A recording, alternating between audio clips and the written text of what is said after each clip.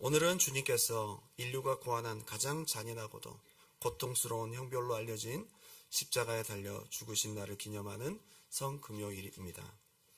죄 없으신 하나님의 아들이 우리 죄, 내 죄를 다 짊어지시고 죄값을 대속의 죽음으로 다 없애신 날입니다.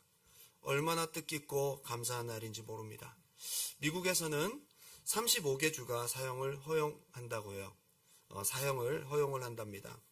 그런데 얼마나 신사적인지 그래도 처형되기 전에 의외의 특권들이 있습니다.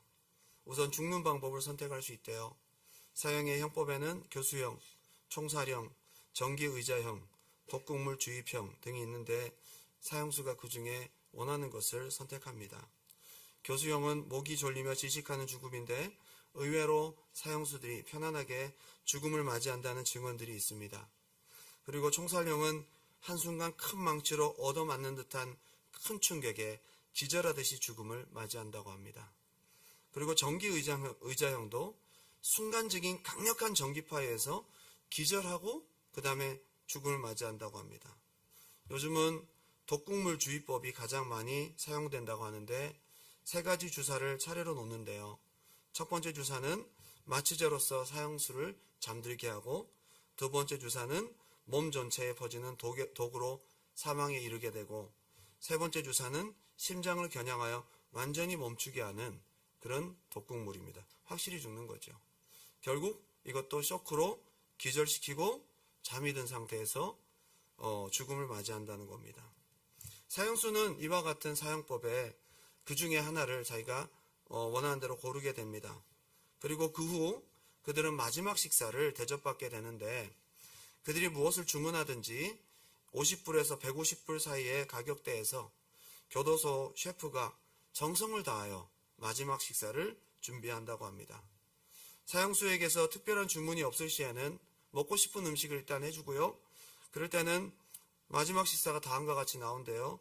연하게 익힌 스테이크 큰 것 1점, 계란 후라이 3개, 감자 해시 브라운 2개, 버터와 잼 등을 동반한 토스트빵 2개, 오렌지 주스 1잔, 그리고 우유 1잔. 식사를 마친 후에는 이 생을 마감하기 전 마지막으로 대화를 나누고 싶은 사람과 전화통화를 허락해 주는데 교도관이 번호를 눌러준 후에 최대한 편안하게 마지막 인사를 다 할 수 있도록 그렇게 허락해 준다고 합니다. 비록 그들이 반인륜적인 죄를 범하고 마땅한 대가로 사형받아 마땅한 대가로 생명을 잃게 되는 사람들이지만 그래도 마지막 죽기 전에 그들에게 최대한 삶의 질을 보장해주고 인격을 존중해 준다는 거예요. 그런데 역사상 가장 예의 없고 인정머리 없고 처절하고 공개적인 모욕감을 주면서 아주 오래오래 그 고통을 다 느끼며 죽도록 만든 가장 비신사적인 잔인한 사형 방법이 있었으니 그게 바로 십자가형이었다는 겁니다. 저는 오늘 두 가지로 함께 은혜를 나누고 싶습니다. 첫 번째는 한번 따라 합시다. 고통보다 더 큰 하나님의 사랑. 오늘 십자가의 고통도 우리가 봐야 되겠지만 이렇게 죽기까지 나를 사랑하신 하나님의 사랑, 예수님의 사랑에 더 여러분 마음이 열리고 압도되는 밤이 되기 바랍니다. 그 사형법이 얼마나 비인간적이고 잘못했던지 1세기에 좀 배웠다고 하는 로마인들은 십자가라는 말조차 꺼내지 말라고 얘기해요. 재수없다고. 그것을 한 번이라도 본 사람들은 그 이미지가 연상되기 때문에 밥맛이 떨어진다. 로마의 유명한 저술가 키케로는 십자가형을 가장 잔혹하고 매스꺼운 형벌, 최악의 처형 방식이라고 일컬었습니다. 한 번이라도 십자가 처형을 본 사람은 생각만 해도 몸서리 쳐질 만큼 그 장면이 잊혀지지 않는다는 거죠. 그렇게 지독하고 악랄한 형벌인 것을 수많은 역사를 통해 우리에게 보여주고 있습니다. 이미 예수님은 십자가에 못 박히기 전에 생명이 위독한 상태였습니다. 그거 아세요? 십자가를 짊어질 수가 없는 체력의 상태였다고요. 밤새도록 심한 구타와 신문을 당하시고 한숨도 자지 못하고 지친 예수님을 사형원도하고 끌고 가서 채찍질을 했습니다. 이미 채찍질을 할 때는 이미 예수님께서 초죽음이 된 상태였습니다. 로마의 채찍형은 잔인하기로 유명합니다. 특별히 고안된 39가닥의 채찍 끝에는 짐승의 뼈조각, 또 납을 갈아서 그리고 뾰족하게 있는 그런 수많은 금속 조각들이 붙어서 그것들이 몸을 긁어내기 시작합니다. 심지어 채찍형을 가하기 전에 이 3m 정도 되는 이 가죽 채찍을 물에 불려서 담궈 놓는다는 거예요. 6시간 정도 담궈 놓으면 물을 충분히 머금은 이 채찍은 한 사람이 들기에도 무거울 정도의 채찍이랍니다.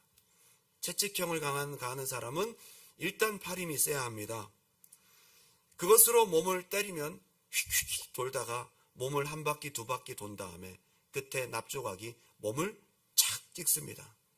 그렇게 해서 끄집어 당기고 때리는 것이 목적이 아닙니다. 찢는 것이 목적인 것입니다. 그렇게 하면 살점이 찢겨져서 덜렁덜렁 매달려 있을 뿐만 아니라 몸의 대부분의 정맥이 터져 피가 나오고 심지어 근육이 파열될 뿐만 아니라 창자의 일부가 노출될 정도였다고 합니다. 옆구리가 가장 많이 찢어지는데 유대인들은 120대를 맞는다고 하는데요. 120대까지 갈 곳도 없어요. 이미 40대를 맞으면 실신을 하고 쇼크 상태로 그대로 죽음에 이르게 된다는 것입니다. 빌라도는 생각했습니다. 이 채찍형이 너무 잔인하기 때문에 죽이기는 싫었어요. 그래서 이렇게 채찍을 때려서 너덜너덜해진 몸, 온몸이 유혈로 낭자한 몸을 보여주면 사람들이 그만하면 됐다라고 생각할 줄 알았던 거예요. 이게 빌라도의 계산이었습니다.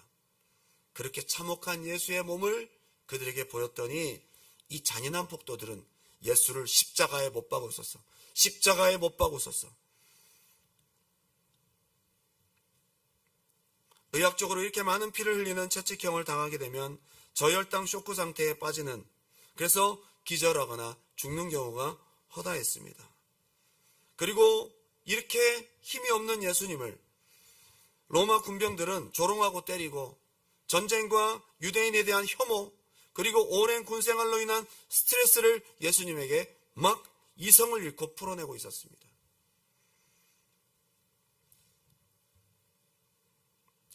예수님에게 왜 홍포를 입혔는지 아세요? 왜 붉은 옷을 입혔느냐? 너무 온몸이 찢어져서 추하기 때문에 그걸 같은 색으로 덮은 겁니다. 자색 옷을 입혔습니다. 마태복음 27장 27절, 이에 총독의 군병들이 예수를 데리고 관정 안으로 들어가서 온 군대를 그에게로 모으고 그의 옷을 벗기고 홍포를 입히며 가시관을 엮어 그 머리에 씌우고 갈대를 그 오른손에 들리고 그 앞에서 무릎을 꿇고 희롱하여 이르되 유대인의 왕이여 평안할지어다 하며 그에게 침 뱉고 갈대를 빼앗아 그의 머리를 치더라. 피조물에게 이렇게 당하고 있습니다. 희롱을 당한 후 홍포를 벗기고 도로 그의 옷을 입혀 십자가에 못 박으려고 끌고 나가니라. 이런 일들을 반복하면서 응고된 피가 홍포를 입히고 벗기는 과정 속에서 다시 쭉쭉 찢어지면서 피가, 고였던 피가 딱지가 터지면서 흐르기 시작합니다. 피투성이가 되고 너덜너덜해진 그의 어깨에 70kg가 넘는 투박한 거친 십자가를 얹어서 빨리 가라고 채찍질합니다. 자비라고는 찾아볼 수 없는 로마 군병들의 채찍질을 맞으며 예수님은 힘겨운 몸을 한 걸음 한 걸음 옮기고 있었습니다. 지금은 가톨릭교에서 많이 꾸며지고 덧붙여진 것들도 있지만 비아 돌로로사라는 600m 정도의 거리가 되는 그 거리에는 14군데의 그 성지가 있다고 합니다. 슬픔의 길 비아 돌로로사. 이 길은 분명히 왕래가 잦고 많은 사람들이 볼 수 있었던 곳임에 틀림없습니다. 가장 많은 사람들이 왔다 갔다 하는 곳을 예수님은 걸어가게 했습니다. 처형장으로 가는 길까지 사람들에게 창피를 주고 치욕을 더하게 만들었던 것이죠.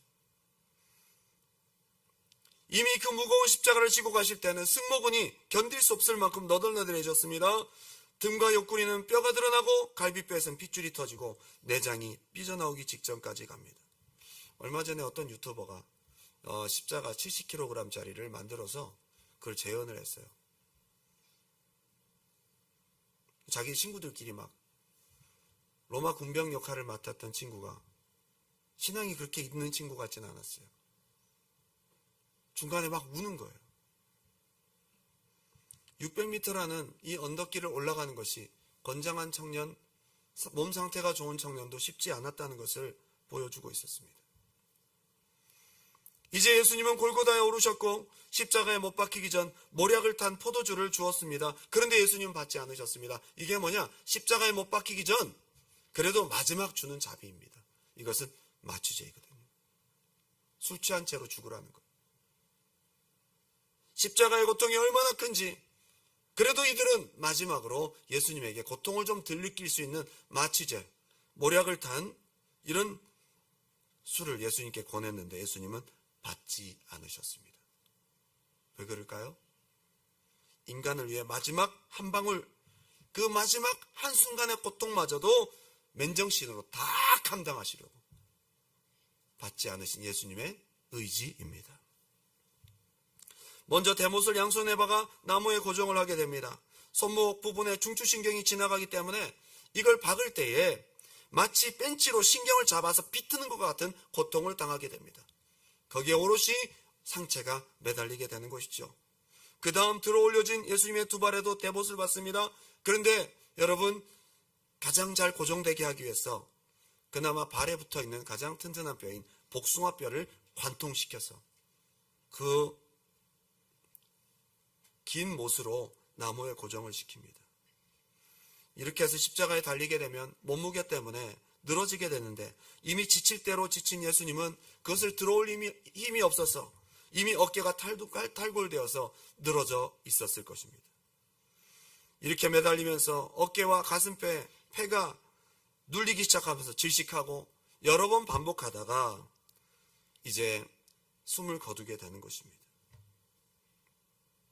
시편 22편 다윗은 이렇게 표현하고 있습니다. 메시아 순환시라고 알려진 다윗의 시편에는 이렇게 되어 있습니다. 나는 물같이 쏟아졌으며 내 모든 뼈는 어그러졌으며 내 마음은 촛밀 같아서 내 속에서 녹았으며 내 힘이 말라 질그릇 조각 같고 내 혀가 이틀에 붙었나이다. 목마름으로 말미암아 혀가 붙었다는 거예요. 주께서 또 나를 사망의 징토에 두셨나이다. 개들이 나를 애워쌌으며 악한 무리가 나를 둘러 내 수족을 찔렀나이다. 내가 내 모든 뼈를 셀 수 있나이다. 저희가 나를 주목하여 보고 내 겉옷을 나누며 속옷을 제비 뽑나이다. 이미 다윗을 통해서 예수님이 순환당한다는 것을 이렇게 표현하고 있습니다. 이 고통스럽게 죽어가는 예수님의 모습을 그들은 끝까지 희롱하면서 마치 그들은 사람 같지 않은 모습입니다. 예수님을 그렇게 잔인하게 못 박은 뒤에도 벗긴 옷을 누가 차지할지 제비 뽑기 놀이를 하고 있는 것입니다. 피 흘리며 절구하는 자 앞에서 고작 그 옷 하나를 차지하기 위해서 놀이를 하는 군인들을 볼 때에 뭐 이런 냉혈한들이 있나? 뭐 이런 사람들이 있나? 라고 우리는 혀를 내두르게 됩니다. 로마의 십자가는 일반적으로 높지 않았다고 합니다. 예수님 경우에는 조금 다르긴 했는데 갈대에 꽂아서 예수님의 입에 그 포도주를 갖다 댈 만큼의 높이이기 때문에 3m는 넘지 않았을 것이다.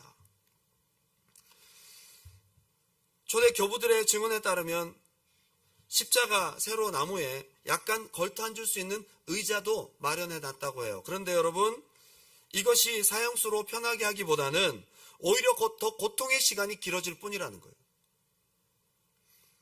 이렇게 십자가형은 인간의 발명에는 가장 악독하고 치욕스러운 처형 방법 중 하나였습니다. 심지어 며칠씩 매달려 있기도 합니다. 짐승의 밥이 되기도 합니다.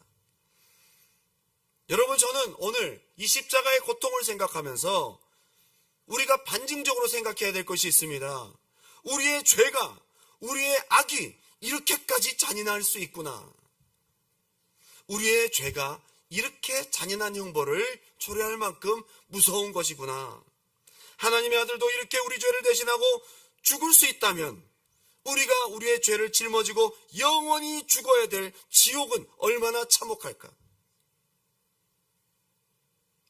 우리를 이렇게 사랑하시는 것에 대한 것도 우리가 생각할 수 있어야 되지만 하나님의 아들도 이렇게 죽지 않으면 안 될 우리 영혼의 참혹한 사정도 생각하는 밤이 되길 바랍니다. 십자가의 잔인함 속에서 우리를 향한 끊을 수 없는 더 강력한 하나님의 사랑을 오늘 우리가 묵상해야 될 줄 믿습니다. 이렇게까지 사랑하셨다. 이렇게까지 사랑하셨다. 로마서 5장 8절 다 같이 한번 읽어볼까요? 다 같이 시작. 우리가 아직 죄인 되었을 때에 그리스도께서 우리를 위하여 죽으심으로 하나님께서 우리에 대한 이보다 어떻게 더 사랑을 표현합니까? 우리가 이 고통 속에, 이 참혹한 고통 속에 하나님의 그보다 더 큰 사랑을 발견할 수 있기 바랍니다. 우리를 구원하신 하나님의 사랑, 십자가의 고통보다 더 큰 하나님의 사랑을 오늘 이 밤에 우리 가슴 뜨겁게 만나는 밤이 되기 바랍니다. 하나님 나 사랑하시지 않는 것 같다고요? 이런 큰 사랑을 받고도, 이런 큰 은혜를 받고도, 이런 큰 구원을 받고도 하나님 내 기도 안 들으시고 내가 원하는 거 안 주셨다고 하나님 나 안 사랑하시는 것 같다고요? 오늘 이 밤에 회개할 수 있기 바랍니다. 두 번째, 한번 따라합시다. 십자가에서 마주한 진실. 저는 오늘 두 번째로 예수님이 십자가에서 뱉으신 7마디의 십자가상의 말씀들, 이걸 흔히 가상칠언이라고 얘기를 합니다. 가장 고통 중에 하셨던 말씀, 가장 죽음의 상황 속에서 하셨던 말씀. 여러분, 사람이 죽을 때 하는 얘기는 진심일 수밖에 없습니다. 가장 극한 고통, 가장 죽음의 한가운데서 예수님이 한마디 한마디 뱉으신 말씀들은 거짓이 없습니다. 오늘 예수님의 진실을 마주하는 여러분 되시기 바랍니다. 그토록 주시고자 했던 주님의 진짜 소원, 주님의 진짜 마음, 주님의 진짜 진실들이 십자가 죽음의 상황 속에서 터져나오고 있었습니다. 그 극한 고통 속에서 뿜어져 나오는 그분의 진실, 거짓이 없는 우리를 향한 그분의 약속. 첫 번째, 예수님은 이 말씀을 하셨습니다. 누가복음 23장 34절 다 같이 한번 읽어볼까요? 시작. 이에 예수께서 이르시되 아버지 저들을 사하여 주옵소서 자기들이 하는 것을 알지 못함이니이다 하시더라. 아멘. 아버지 저들의 죄를 사하여 주옵소서. 용서는 예수님의 진실이에요. 우리 죄를 용서해 주시고자 하는 것은 예수님의 진실이라고요. 지금 이들은 심지어 예수님께 죄를 짓고 있었어요. 예수님을 죽이고 있었어요. 예수님을 때리고 있었어요. 예수님의 손에 못을 받고 있었어요. 지금도 죄를 짓고 있는 진행형이에요. 가장 악한 죄를 짓고 있는 그 현장, 그들을 향해서 용서해 달라고 하십니다. 여기에 무슨 거짓이 있겠습니까? 여러분을 향한 주님의 용서는요, 진실입니다. 저는 이 십자가상의 예수님의 진실을 마주하는 여러분 되셨으면 좋겠어요.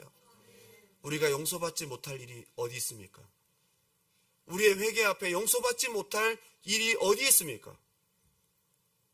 오늘 예수님의 진실을 만난 사람들은 오늘 여러분의 회개를 통해서 용서, 그리고 정죄가 없는 완전한 용서를 경험하는 마음이 되기 바랍니다. 진실이라 이 말이에요. 용서는 예수님의 진실이에요. 두 번째 예수님의 말씀은 네가 나와 함께 낙원에 있으리라. 누구한테 하신 말씀이죠? 이 가상칠언은요, 4가지의 복음서를 다 종합해서 시간 순서대로 말씀하신 것 7가지입니다. 여러분, 오죽하면 강도로 십자가에 죽겠어요? 십자가에 달리는 그 순간까지 이 사람이 잘한 거랑은 십자가에 죽을 수 있는 죄밖에 없다 이 말이에요. 무슨 선행이 있어요? 십자가에 죽을 수밖에 없는 강도에게 구원을 말씀하십니다. 제가 읽어드립니다. 누가복음 23장 39절. 달린 행악자 중 하나는 비방하여 이르되 네가 그리스도가 아니냐? 너와 우리를 구원하라 하되 하나는 그 사람을 꾸짖어 이르되 네가 동일한 정죄를 받고서도 하나님을 두려워하지 아니하느냐? 우리는 우리가 행한 일에 상당한 보응을 받는 것이니 이에 당연하거니와 이 사람이 행한 것은 옳지 않은 것이 없느니라 하고, 이 사람이 중간에 회심한 것 같아요. 마태복음 보게 되면 둘 다 욕했다고 그랬거든요. 양쪽에 달린 강도가 다 욕했거든요. 그런데 예수님께서 뿜어내시는 이 십자가상에서의 진실을 이 사람은 본 거예요. 그리고 마음이 바뀝니다. 그리고 저분은 옳은 분이다. 저분은 의로운 분이구나. 그러면서 이르되 예수여 당신의 나라에 임하실 때에 나를 기억하소서. 이 신앙 고백에 무엇이 있습니까? 당신은 의인입니다. 죄가 없습니다. 나는 죄인입니다. 그죠? 그리고 당신은 하나님 나라의 주인입니다. 그리고 이분이 구원을 주시는 분이라는 것을 알았어요. 그걸 고백한 거예요. 그가 잘한 거라고는 이 한마디. 기다렸다는 듯이 예수님의 진실이 터져 나옵니다. 얼마나 구원하시고 싶어 하시는가. 여러분의 영혼을 얼마나 구원하시고 싶어 하시는가. 여러분, 구원에 대한 의심은 죄입니다. 구원받은 것에 대한 의심은 죄입니다. 이런 주님의 진실을 경험하는 여러분 되시기 바랍니다. 구원을 향한, 우리의 영혼 구원을 향한 예수님의 진실, 십자가의 고난만 우리가 생각할 것이 아니라 고난의 한가운데서 우리에게 베푸신 예수님의 진실이 무엇인지를 오늘 이 성금요일 십자가에 달린 예수님을 묵상하며 깨닫는 밤이 되기 바랍니다. 용서를 베푸시기 원하시는 주님, 그죠? 구원을 베푸시기 원하시는 주님, 오늘 이것을 우리가 만난다면 여러분 속에 정죄와 의심과 이 모든 것들은 떠나갈 줄 믿습니다. 세 번째,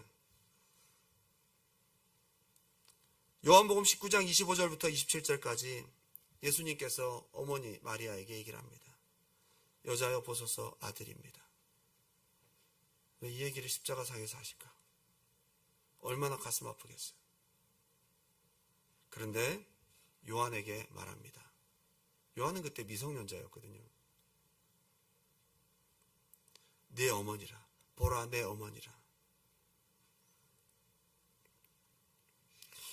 이제 예수님께서 떠나시며 가장 마음에 걸렸던 사람은 아마 마리아였을 겁니다.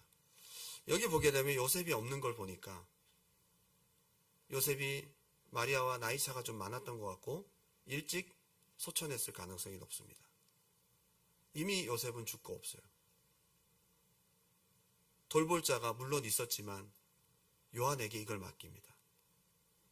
아들들이 있었잖아요, 마리아에게. 이것은 뭘 말하느냐? 인생에 대한 긍휼과 책임을 지시고자 하는 예수님의 진실이다. 여러분의 사정, 여러분의 상황, 여러분의 긍휼, 여러분의 삶의 사정을 십자가에 죽어가시면서까지도 생각하신다는 거예요. 우리 주님은 여러분의 사정을 생각하십니다. 여러분을 긍휼히 여기십니다. 십자가에서 죽으시는 그 과정 속에서도 우리의 사정과 긍휼을 가지고 계신 예수님의 진실. 이 세 가지는 예수님의 진실입니다. 근데 그 뒤에 네 번째, 다섯 번째, 여섯 번째, 일곱 번째는 예수님을 십자가에 매달 수밖에 없는 하나님 아버지의 진실을 우리는 볼 수 있습니다. 네 번째, 엘리 엘리 라마 사박단입니다. 마태복음 27장 46절, 마가복음 15장 34절, 나의 하나님 나의 하나님 어찌하여 나를 버리셨나이까. 이 얘기를 들을 때 하나님께서 어떤 마음이 있겠어요? 어떤 마음이 있으셨겠습니까? 참 하나님 어떤 면에서 보면 되게 지독하신 것 같아요. 아들이 이렇게 절규하는데 왜 그걸 포기하지 않죠? 아들이 이렇게까지 절규하는데, 아니 그보다 앞서서 마태복음 26장에 이 쓴 잔이 내게서 떠나갈 수 있다면, 지나갈 수 있다면 이 쓴 잔을 옮겨달라고, 떨어진 땀방울이 핏방울이 되기까지 몸부림치는 그 아들의 그 간절한 기도를 외면하셨어. 십자가 상에서조차까지. 여기서 하나님의 어떤 진실이 있습니까? 아들의 징계와 우리의 구원을 맞바꾸신 거예요. 여기에 어떻게 거짓이 있을 수 있어요? 자기 아들은 죽여도 우리의 영혼을 품으신 하나님 아버지의 진실이 있다 이 말이에요. 자기 아들을 죽이기까지의 진실입니다. 여러분, 여기에 어떻게 거짓이 있을 수 있겠어요? 여러분을 정말로 살려주시고 구원하시고자 하는 하나님 아버지의 진실. 여기에 엘리 라마 사박단이 버렸다. 나를 어찌 버리셨나이까. 어찌하여. 이 두 가지 단어가 굉장히 중요한데, 버렸다라는 것은 아람어로 사박. 엘리 라마 사박. 완전히 포기했다는 거. 완전히 폐기처분했다는 거. 그냥 버렸다는 거. 거들떠도 안 본다는 거. 여러분, 놔뒀다가 버려뒀다가 다시 찾는 게 아니에요. 그냥 버린 거예요. 끝났어, 이건. 하나님은 예수께 완전히 등을 돌리셨고, 그동안 십자가의 고통을 묵묵히 참아내던 예수님의 신음은 부르짖음으로 바뀝니다. 한 번도 삼위일체 하나님이 떨어진 적이 없었어요. 전무후무한 사건이에요. 창조 때도 함께 계셨고, 창세전부터 영원히 함께 계셨고, 영원전부터 영원 후까지 함께 계십니다. 그런데 유일하게 삼위일체 하나님이 분리되는 사건입니다. 이건 천지가 개벽할 일이에요. 하나님이 떨어졌다고. 왜? 우리 죄를 짊어지면서 예수님께서 하나님에게 버림받는 경험을 전무후무하게 경험하고 계십니다.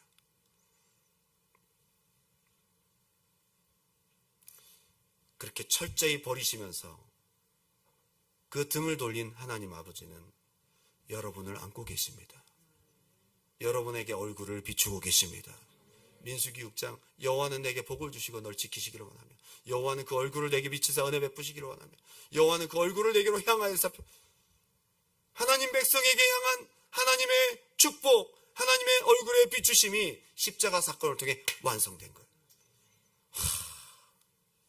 여기서 예수님께서 부르신 것이 아버지라고 부르지 않았어요. 하나님, 엘리. 엘은 하나님을 말하는 거거든요. 하나님은 여기서 법적인 용어입니다. 재판장, 심판주 하나님을 말하는 거예요. 아버지라고 부르지 않았어요. 하나님이라고 불렀어요. 심판하신 하나님, 그 순간 예수님은 하나님에게 영원한 심판을 받고 계신 거예요. 지옥 형벌을 그 순간 경험하신 거예요. 지옥이 다른 곳이 아니에요. 하나님의 얼굴이 비춰지지 않는 곳이에요. 하나님과 완전히 분리된 곳이에요. 하나님에게서 등을 돌린 곳이에요. 그게 지옥인 거잖아요. 여기 어찌하여라는 것은 질문이 아니에요. 몰라서 묻는 것이 아니에요. 일시적인 고통 가운데 자기가 너무너무 괴롭지만 그 일로 인해 온 인류에게 주어지는 죄 용서와 구원의 은혜를 내다보면서 어떻게 하나님이 이렇게 하실 수 있죠? 라는 것에 대한 예수 그리스도의 감탄입니다. 십자가에서 마주한 하나님의 진실. 여러분, 우리가 이 은혜를 잊어버리면 안 됩니다. 오늘 이 하나님의 사랑을 여러분 마음을 열고 받아들이시는 마음이 되기 바랍니다. 할렐루야! 하나님의 사랑을 확증했다잖아요.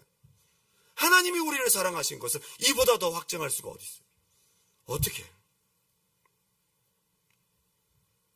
그 다음 다섯 번째는 내가 목마르다 말씀하십니다. 요한복음 19장 28절, 내가 목마르다. 성경을 이루게 하셨대요. 아까 얘기했죠. 시편 22편. 내 혀가 이틀에 붙었나이다. 개들이 나를 둘러쌌으며 저들이 내 수족을 찔렀나이다. 목이 마르다. 이게 지금 메시아 순환시를 이루신 겁니다. 요한복음 4장에 보게 되면 사마리아 여인을 만납니다. 내가 주는 물을 먹는다면 너는 영원히 목마르지 않을 거다. 이때만 해도 무슨 뜻인지 잘 몰랐어요. 근데 십자가상에서 그게 왜 그렇게 말씀하실 수 있었는지 우리에게 보여주고 계십니다. 여러분, 예수님께서 우리의 죄를 짊어지시고 지옥에서 영원한 지옥 형벌을 받으며 영원히 목말라야 될 우리를 대신해서 대신 목마름을 경험하신 거예요. 예수님의 목마르심으로 우리는 목마르지 않아도 돼요. 여러분, 누가복음 16장에 부자와 나사로, 거기 나오는 내용이 있잖아요. 부자가 가장 고통을 호소한 것은 목마름의 고통이었어요. 불꽃의 뜨거움이 아니었다고요. 아버지 아브라함이요, 저 나사로 손끝에 물을 찍어 내 혀를 써넣게 하옵소서. 이 불 좀 꺼주세요가 아니었어요. 목마름을 호소한 거였어요. 이 목마름은 지옥 형벌의 가장 고통스러운, 이것을 십자가상에서 경험하시면서 우리가 영원히 목마르지 않도록 예수님께서 역사하신 것입니다. 근데 자기 아들은 목말라 죽어도 우리 영혼은 영원히 목마르지 않도록 생수의 근원이신 예수를 통해 우리가 살도록 하신 것이 하나님 아버지의 진실이라 이 말이에요. 할렐루야. 요한복음 6장 35절 예수께서 이르시되 내가 생명의 떡이니 내게 오는 자는 결코 줄이지 아니할 터이요 나를 믿는 자는 영원히 목마르지 아니하리라. 이때만 보더라도 우리 몰랐다고요. 예수님 십자가에 달려 돌아가시면서 우리의 죄를 짊어지시고 지옥 형벌을 십자가상에 당하시면서 내가 목마르다. 이제서야 알게 되었습니다. 요한복음 6장 54절 내 살을 먹고 내 피를 마시는 자는 영원한 영생을 얻었고 마지막 날에 내가 그를 다시 살리리니 내 살은 참된 양식이요 내 피는 참된 음료로다. 예수의 피가 그래서 흘린 겁니다. 예수의 피를 그래서 흘린 겁니다. 오늘 이 밤에 그걸 기억하며 예수의 살과 피를 먹고 마시며 우리에게는 목마름이 해갈되었고 예수님이 내가 영원히 목말라야 될 대신 십자가상에서 목마름을 치르셨다. 이 하나님 아버지의 진실을 경험하는 밤이 되길 바랍니다. 6번째 한번 따라합시다. 다 이루었다. 이것은 죽기까지 우리의 구원, 우리의 모든 죄값을 죽는 그 순간까지 포기하지 아니하시고 기어이 다 갚아버렸어요. 죽는 그 순간 마지막 죽음으로써 갚아버렸어요. 아들도 참았지만 하나님 아버지도 참았어요. 아들이 끝까지 죽을 때까지 하나님 아버지 참았어요. 여러분 구원을 위해서, 여러분 죄를 없애시기 위해서 하나님 아버지가 참았다고요. 끝까지. 이걸 어떻게 참았을까? 하나님 아버지가 우리 같았으면 채찍이 한 대 맞으면 안 되겠다 안 되겠다 그대로 다 번개를 때려서 그냥 태워 죽여버리고 야 하지 말자. 이거 할 게 못 된다. 아들아 올라와. 끝났어. 그 모든 상황을 다 참았어요. 죽기까지. 이 다 이루었다라는 것은 테텔레스타이라는 아람어입니다. 이게 4가지 의미로 쓰여지는데 미션 컴플릿. 첫 번째는 종이 어떤 일을 하고 난 다음에 주인님 다 했습니다. 검사해보세요. 미션 컴플릿이에요. 그리고 흠없이 온전하다. 제사장이 제물을 다 준비하고 이제 제사 준비 끝. 온전한 제물, 온전한 준비, 이제 불만 붙여서 올리면 끝이에요. 하나님 보세요. 이제 시작합니다. 이게 테텔레스타이예요. 3번째는 작품이 완성되는 겁니다. 그림을 다 그린 다음에 완전히 다 마르고 그 밑에다가 자기의 시그니처를 집어넣잖아요. 딱 끝나고 끝. 테텔레스타이. 작품 완성이에요. 죽어야 작품이 완성되는 거예요. 그리고 마지막으로 돈을 다 지불했다. 페이가 끝났어. 그동안 몰기 지냈던 거 끝! 아, 좋겠다, 그죠? 여러분 자동차 세 내던 거 이번 달로 끝!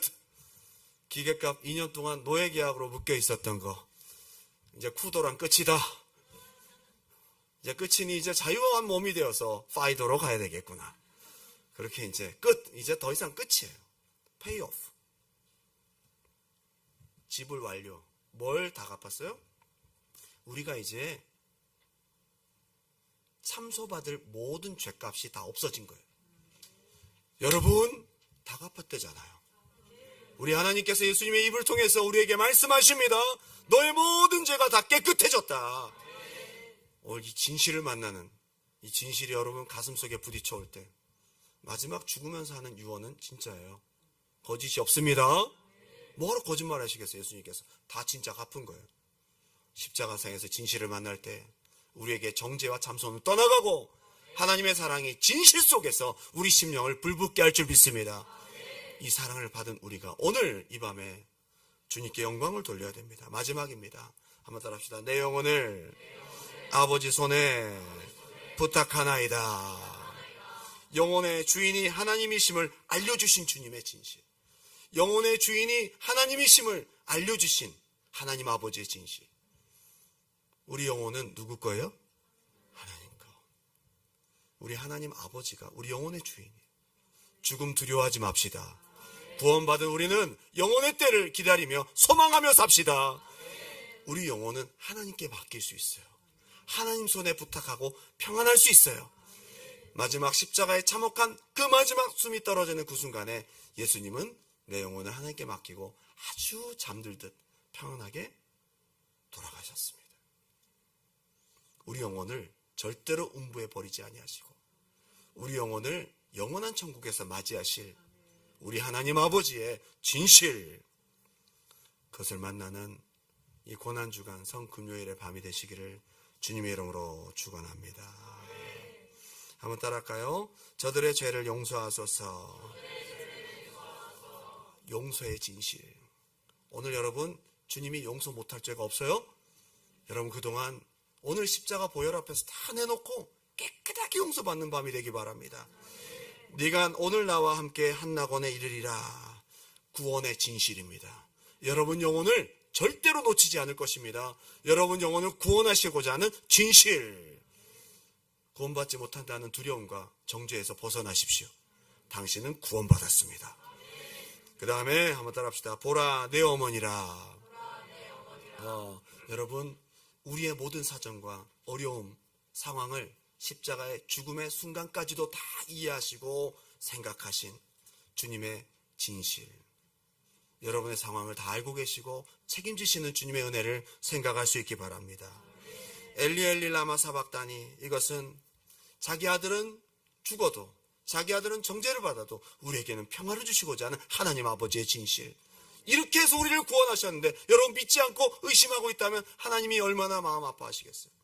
그리고 내가 목마르다, 우리의 목말라 할 대신 자기 아들은 목말라 죽을지라도 우리는 영원한 생수의 근원 앞에서 영원한 은혜를, 구원의 은혜를 맛보고자 하는, 맛보게 하시는 하나님 아버지의 진실, 다 이루었다, 죽기까지 끝까지 참아내시며 그 구원을 완전히 갚기까지, 그 죄값을 갚기까지 기다리신 하나님 아버지의 진실. 아버지여 내 영혼을 아버지 손에 부탁하나이다. 예수님의 기도를 통해서 우리 영혼을 버리지 아니하시고 우리 영혼을 맡으시는 하나님 아버지의 진실.